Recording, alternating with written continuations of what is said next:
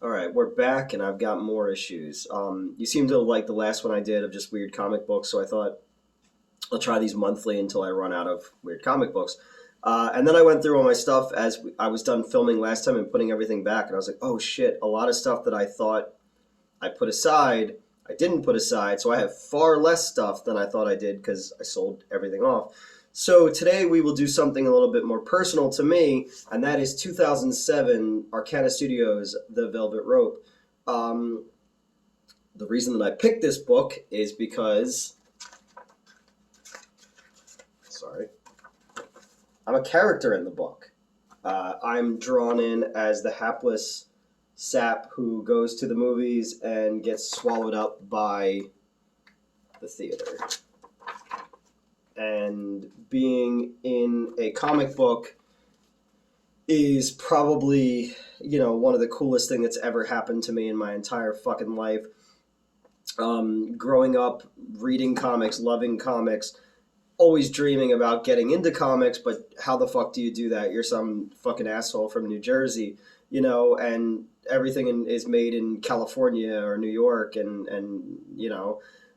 so I never actually thought that that was a possibility. I read a lot of comics. I managed a comic book store. I posted my picture from the comic book store a couple weeks ago on Twitter with John Cena. We had him in for a signing in 2003, and that was the day I got threatened by a guy with a hunting knife, and because we had to cap the line off, and people on Reddit were like, that never happened, he made that story up. Then Mark Polton, who wrote this comic book and is a lifelong friend, worked on Savage Hawkman for DC Comics with Rob Liefeld, got in there on Twitter and was like, I was there, fucker. Like, it happened. It's always good to keep the receipts. When you have a life like mine of just weird, fucked up stories, always keep in touch with the people who can back you up, Mark wrote this. He worked with Dexter Weeks and Steve Sistelli. The head of Arcana Studios is Sean O'Reilly. Steve has done all my movie posters.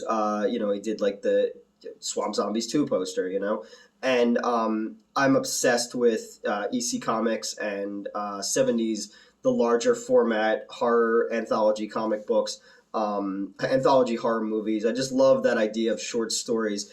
And this was really cool when this was coming around because in 2007, I had just taken over managing the Broadway Theater in Pitman, New Jersey. That's that theater there.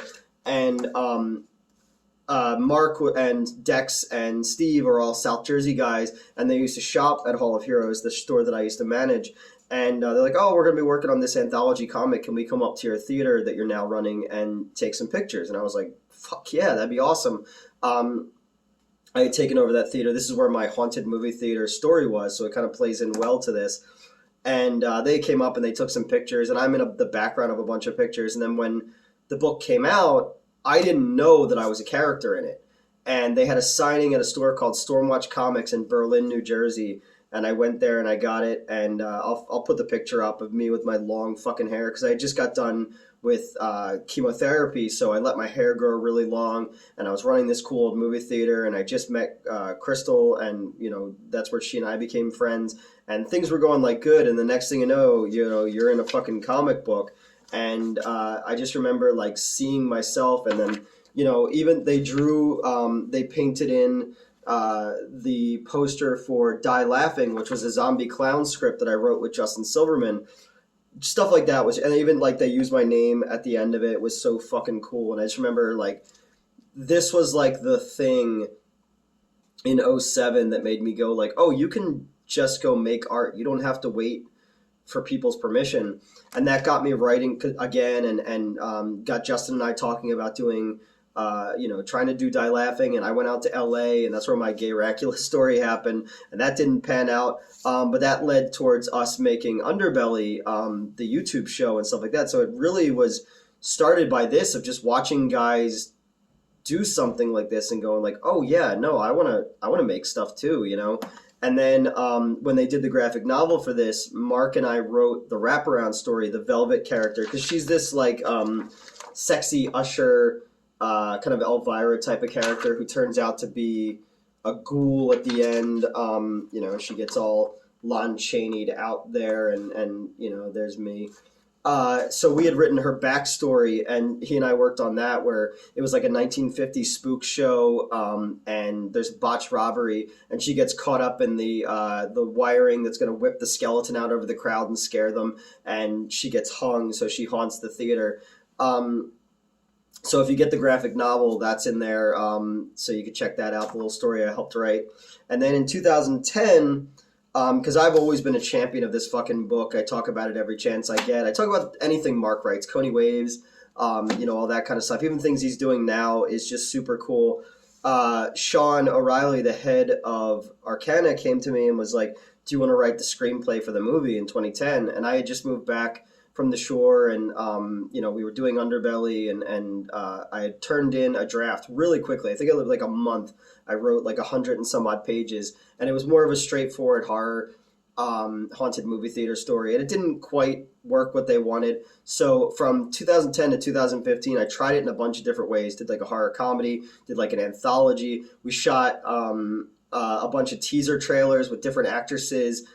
Crystal played one of them, and my friend Krista Robel played one of them in the costume. We had the costume sewn, like made to look like the one from the comic, and I still have the costume actually. But the producers of Ted 2 asked for the costume, so if you go watch that movie again, when Giovanni Ribisi's dressed in the Ninja Turtle costume, there's one scene where Velvet's in the background, and it was the coolest fucking thing to see that costume in this big Seth MacFarlane comedy movie. So, and then here you go. This was the concept art that we took to the AFM the one year to try to get the movie made, and Corey Feldman was involved at one point, and it didn't happen, but I wrote a bunch of really fun drafts of the script, and I'm really excited. The piece of artwork's fucking beautiful. This one's great too. Like, I love the cover of the graphic novel. This is the actual issue that came out, but if you get the graphic novel, there's a different cover, which is really cool. It's got 9 stories in it. They're all different artists working on them. There's a bunch of different writers. Mark did most of them. They're just fun little horror stories. One of them takes place in Atlantic City, New Jersey, called Baker's Dozen, and my severed head is in it as well, so I pop up in 2 places. It was just really, really cool to be included in something like this, and it's something I've wanted my entire life. Like, what kid doesn't imagine being drawn into a comic book? And that really was something that inspired me and cheered me up when things were changing in my life so much. And this is something I'll have forever, and something I'll just talk about forever, is having this book and what it meant to me, and then getting asked to write the movie, and the movie never happened, but who knows, maybe one day it can. Are you a fan of anthology comic books? What's your favorite anthology comic book? I used to have a ton of EC Comics stuff, different Tales from the Crypt and Vaults of Horror and Weird Science, stuff like that, all from the 1950s. A lot of Vampirella stuff, a lot of creepy and eerie, but over time, just, with bills and cancer and all that kind of stuff, I sold things off. But this is one that I will hold on to forever, because it's the first time that, I could walk into a comic book store, and if they have it in their back issue bin, I'm like, oh, that's me in there, and it just meant the fucking world to me. So Mark Polton is one of those people that I owe forever for giving me an opportunity to be in a fucking comic book, and Sean O'Reilly to write a couple different versions of a screenplay. That's it. It was a short one. I just wanted to kind of talk about this book. If you get a chance to find it on eBay or on Amazon, please let me know what you thought of it. And, so that's it. And that book went on, and Mark and I wrote some other stuff together. I wrote a pilot for his Coney Waves book, but doing it more of her as a teenager. I remember I wrote that with him.